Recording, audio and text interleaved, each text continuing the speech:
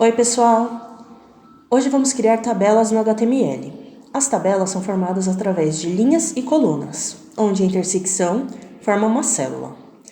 As tabelas são identificadas através da utilização da tag table, devendo informar as linhas e as colunas pertinentes a essa tabela entre as tags de abertura e fechamento do table.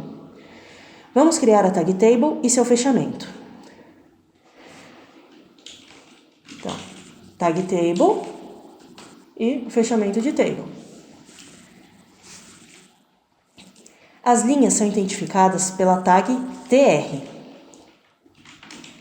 Já as colunas são identificadas pela tag td.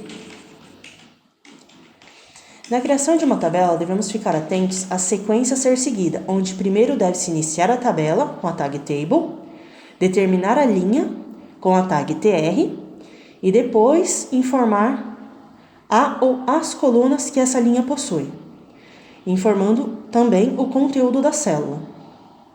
O conteúdo a ser exibido na célula vai ficar sempre entre as tags de abertura e fechamento do TD, ou seja, da coluna. Depois fecha a coluna, fecha a linha e posteriormente fecha a tabela, igual está aqui no nosso exemplo. Abertura de table, abertura de linha, abertura de coluna, fechamento de coloca o conteúdo, fechamento de coluna, fechamento da linha e o fechamento da tabela.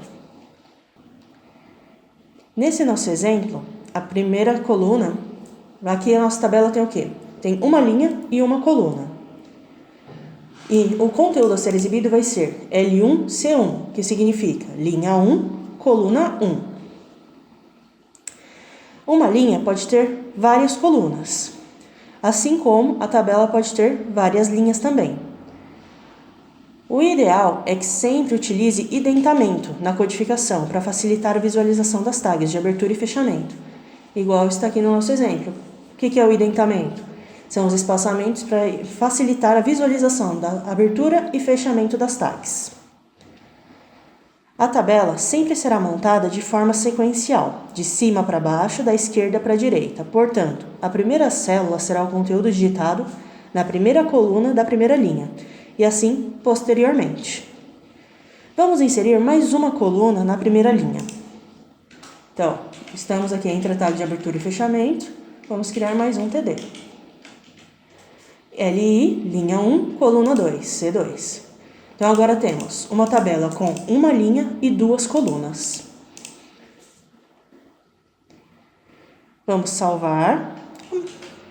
Vamos visualizar essa tabela.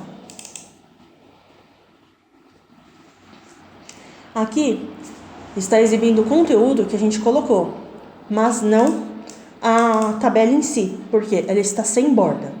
Então, vamos voltar ao nosso conteúdo e vamos colocar um atributo nessa tabela, que é o atributo border, que ele refere-se ao tamanho da borda. Então, lá no table, atributo border igual, entre aspas, o valor da espessura da borda. Vamos colocar como 1. Salvar, Ctrl S para salvar, F5 para atualizar. Agora já está mostrando a borda. Vamos voltar no nosso conteúdo. Vamos inserir mais uma coluna, uma linha completa com duas colunas. Podemos copiar essa linha. Ctrl C, Ctrl V. Vamos modificar o conteúdo de L1 para L2, que é a nossa segunda linha. Vamos salvar e visualizar. Percebam que vai seguir sempre a forma sequencial, de cima para baixo, da esquerda para a direita. L1, C1 é o conteúdo da primeira linha, primeira célula, a primeira coluna. LI, C2, primeira linha, segunda coluna. E assim sucessivamente. A tag table tem alguns outros atributos, porém esses outros atributos vamos ver na próxima aula. Pessoal, muito cuidado e atenção com a sintaxe e com a sequência a ser utilizada. Primeiro, deve-se abrir a tabela, depois a linha, depois a coluna, ou seja, primeiro table, depois tr, depois td.